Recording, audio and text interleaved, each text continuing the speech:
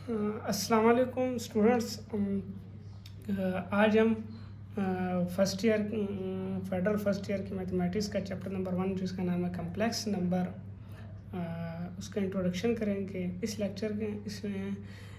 Lecture के बाद आप मतलब कम्प्लेक्स नंबर के बेसिक्स कंसेप्ट्स और पावर्स ऑफ आयोटा को आसानी से समझेंगे।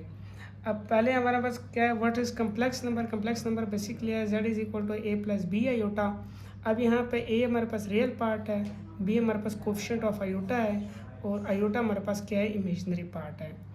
उसके बाद हमारे पास कुछ एग्जांपल्स आ जाते हैं, जैसे 3 प्लस 2 आयोटा, ये हमारे पास कम्प्लेक्स है।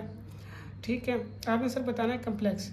अब b हमारे पास क्या है, रियल नंबर है और 4 आयोटा हमारे पास क्या है, प्योर इमेजिनरी। प्योर हमारे पास जो हो कंप्लीटिंग स्क्वायर की फॉर्म में हो, जिसके साथ आयोटा हो, आयोटा के साथ जो कोफिशिएंट हो वो कंप्लीटिंग स्क्वायर वाला हो, उसको हम क्या करते हैं, प्योर इमेजिनरी बोलते हैं। उसके बाद हमारे पास आ जाते हैं कि हमारे पास क्या नाम है कि इमेजिनरी यूनिट्स हमारे पास क्या है इमेजिनरी यूनिट्स। अब इमेजिनरी यूनिट्स की मैं यहाँ पे चलो हेडिंग दे देता हूँ। अगर आप इमेजिनरी यूनिट्स, अब iota is equal to under root -1 के। अब दोनों तरफ मैं स्क्वायर ले लेता हूँ, दोनों तरफ स्क्वायर ले लिया तो ये अंडर रूट और स्क्वायर कैंसिल हो गया और यहाँ पे iota square as it is आएगा। तो आयोटा स्क्वायर किस चीज़ की इक्वल है, -1, जो कि ये चीज़ मैंने लिखी है। एक और जो सबसे इम्पोर्टेंट जो चीज़ समझी जाती है, अगर मैं क्या करता हूँ कि आयोटा से मल्टीप्लाई करवाता हूँ तो आयोटा स्क्वायर हो जाएगा और हमें पता है आयोटा स्क्वायर किस चीज़ की इक्वल होता है, वो -1 की इक्वल होता है। दूसरी चीज़ हमारे पास क्या नाम आ जाती है कि हमारे पास जो पावर्स ऑफ आयोटा है वो हमारे पास क्या है, एक साइकिल बन जाती है। हर फॉर्म्स के 4 टर्म्स के बाद फिर आयोटा पे आ जाती है। देखें, जिसे आयोटा की पावर 1 है वो आयोटा के इक्वल होता है। आयोटा स्क्वायर में लिखता हूँ, हमें पता है वो -1 के।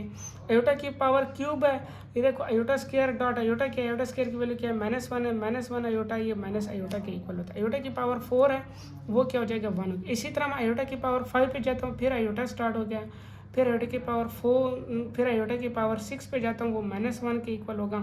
फिर आयोटा की पावर 7 के, वो माइनस आयोटा के। फिर आयोटा की पावर 8 पे, वो हमारे पास क्या हो जाएगा, 1 हो जाएगा। ठीक है, ये साइकिल इस तरह हर 4 टर्म्स के बाद रिपीट होती जाएगी। उसके बाद हमारे पास एग्जांपल्स आ जाते हैं, जैसे रियल और इमेजिनरी पार्ट्स। अब मैं एग्जांपल्स दे देता हूँ। ये यहाँ पे 5 हमारे पास क्या है, रियल नंबर है, रियल पार्ट है, और जो कि हमारे पास आयोटा के साथ जो टर्म्स होती है वो हमारे पास इमेजिनरी पार्ट होती है। ठीक है, उसके बाद हमारे पास जैसे हमारे पास क्या नाम है आ जाता है कि मैं z is equal to a plus B iota की फॉर्म में लिख देता हूँ। ठीक है, अब बेसिकली हमारे पास क्या नाम है कि ये जो अंडर रूट -1, ये क्या है, आयोटा के इक्वल होता है।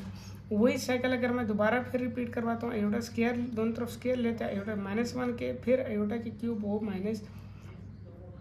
क्या नाम है, आयोटा का क्यूब, वो हमारे पास क्या नाम है, माइनस आयोटा के इक्वल ही होता है। ठीक है, और फिर आयोटा की पावर 4, ये हमारे पास क्या होता है, 1 के इक्वल होता है। ठीक है, अगर आप इसके रिलेटेड मतलब कि आप इसके रिलेटेड आगे जो हमारे पास क्या नाम है एक्सरसाइज स्टार्ट होगी।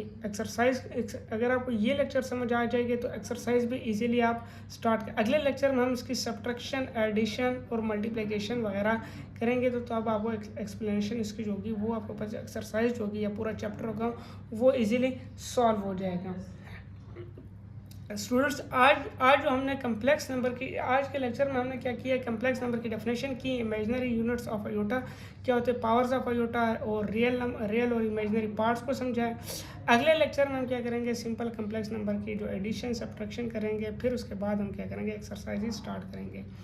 वीडियो अच्छी लगेगी सब्सक्राइब करें, लाइक करें, कमेंट करें। अगर आपको कोई चीज़ समझ नहीं आती तो आप मुझसे कमेंट बॉक्स में क्वेश्चन पूछ सकते हैं। ठीक है, थैंक यू।